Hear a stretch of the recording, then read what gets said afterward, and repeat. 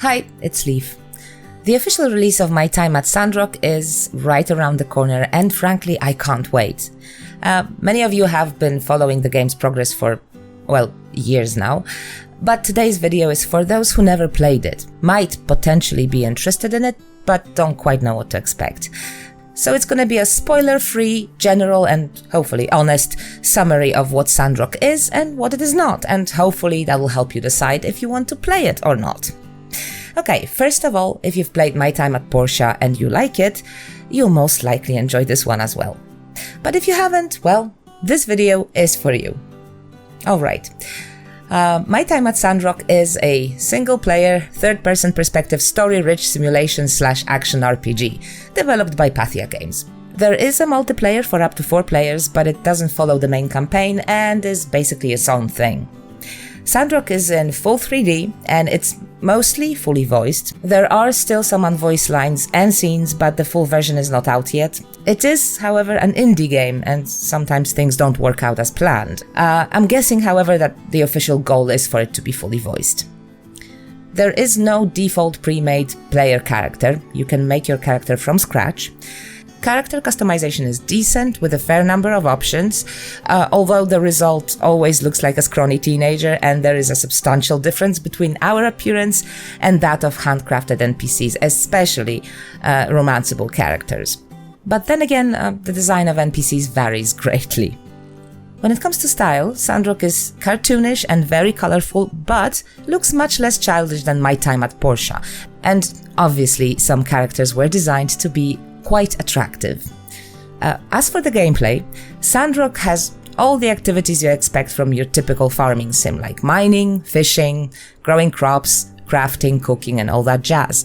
But because it is not a farm simulation per se, gardening is not our main job. We play as a builder and we don't own a farm, but a workshop. Still, growing crops is something we need to explore at some point. But outside of a few missions, we can do as much or as little of it as we like. We can also raise animals, keep mounts and pets. We can expand our plot of land and our house. In fact, we can build our house almost however we like, because there's a building system somewhat similar to the one in The Sims. However, I am very bad at building, therefore I don't have any footage that could serve as a proof. Of course, we can decorate both our house and our yard with furniture, paintings and relics, and the decorations actually boost our health and stamina. So it's good to be a hoarder, basically. And now for the heart and soul of the My Time series, social interactions. There is an entire system for that. Approval points, multiple levels of friendship, romance and marriage, also with multiple levels of devotion. NPCs have their personal stories that we can explore. There are plenty of personal missions. Granted, the number of those personal missions varies greatly from character to character, and there are some characters that obviously have much more content than others. However, for now, the game is still in early access, and I know there will be more content added. How much more, though? I have no idea. To be fair, there's quite a lot of content already, and there are even some reverse confessions, some really unexpectedly nice.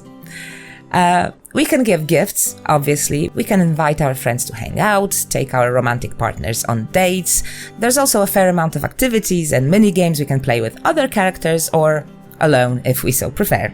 And of course there are festivals, at least one per season, and additional events with their own mini-games and rewards. There's also quite a lot of combat and even boss fights. Combat is simple, but responsive and dynamic, with very satisfying animations that become even more satisfying as we level up our combat skills. Leveling up comes in 2 flavors, for want of a better word. Literally leveling up as we accumulate enough XP to reach the next level, which automatically increases our overall stats. And earning knowledge points by, well, playing the game. Everything we do in the game is divided into 4 categories: gathering, workshop, combat, and social. And every category has its own perk tree. In other words, talk to people, and soon you'll be able to buy yourself a new perk in the social category. Or fight a lot to level up your combat skills. simplicity itself. There's also a separate reputation system, especially for our workshop. We earn points by completing commissions that can be found on the commission board in the local commerce guild, and by completing tasks entrusted to us in connection to main storyline of the game, and that was all very dry. So let me just say that all those systems work well and are very easy to understand, easier in fact than when I'm trying to explain them, so I'll stop. Instead, let's talk about the tone, the feel of the game. It is a comedy, a rather happy, good-natured experience with some abstract humor and plenty of shout-outs to pop culture. It is clearly made with players of most ages in mind, but I wouldn't say it's a game strictly made for kids.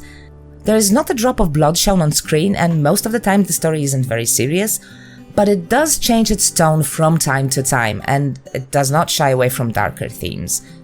The entire game is set in a post-apocalyptic world. That's very colorful and funny. Nevertheless, it is post-apocalyptic. I know Hayao Miyazaki's animations are mentioned among the inspirations, but it also reminds me of the Fallout series, because of the post-apocalypse obviously, but also due to the presence of robots, AI, and mutants. And there's also the fact that we learn much of the lore, and much of it is dark, by reading documents and diaries found while exploring the ruined old-world buildings. Just like in Fallout. Well, frankly, just like everywhere else, so never mind. My Time at Sandrock also has a very decidedly Western vibe, with, desert, cowboys, trains, even an equivalent of the Gold Rush. I'll let you discover this on your own, but even the main musical theme alludes to the bombastic soundtracks known from spaghetti westerns, and it's absolutely delicious. The game is filled with tropes of many kinds, and fortunately it's extremely self-aware. And all in all, it's a very positive story, exploring the themes of resilience, friendship, cooperation, working towards the common goal, and all that good universal stuff. Obviously, and that's not a spoiler, you can expect a good ending, because it's this sort of feel-good game that'll make you work quite hard, but will reward you in the end, which I appreciate immensely. It doesn't pretend it's something it is not, it doesn't try to be too philosophical, yet it doesn't show conflict only in black and white. For example, it allows good people to have very serious character flaws, and the other way around. And it is naive at times, but in a nice way. It is a long game with a solid story, and it can get dark or quite emotional, but the overall tone is definitely bright and positive. If I were to give you some tips about how to play My Time at Sandrock, I'd say take commissions often, talk to people, and if you see an exclamation mark on your map, go and check it out. And that's it. Do I think this game is worth playing? Yes. Well, I like it very much, so obviously I would say that. But I honestly think that if you like that mix of simulation and RPG, there's really no reason for you not to enjoy My Time at Sandrock, unless you're really only interested in having a farm and growing crops, or unless you can't live without that cute pixel art format. Otherwise, you'll probably like it. My Time at Sandrock releases on November 2nd, 2023, and it will be available on Windows, PS5, Xbox, and Nintendo Switch. The PS4 version will be available at a later, unspecified date, and initially only the PC version will have the multiplayer. Console players will unfortunately have to wait until summer 2024. Alright, that's it from me. I hope it was helpful in some way. And if it wasn't, well, I tried. I might not be the best at explaining things. Anyway, thank you so much for watching, and I see you in my next video. Take care.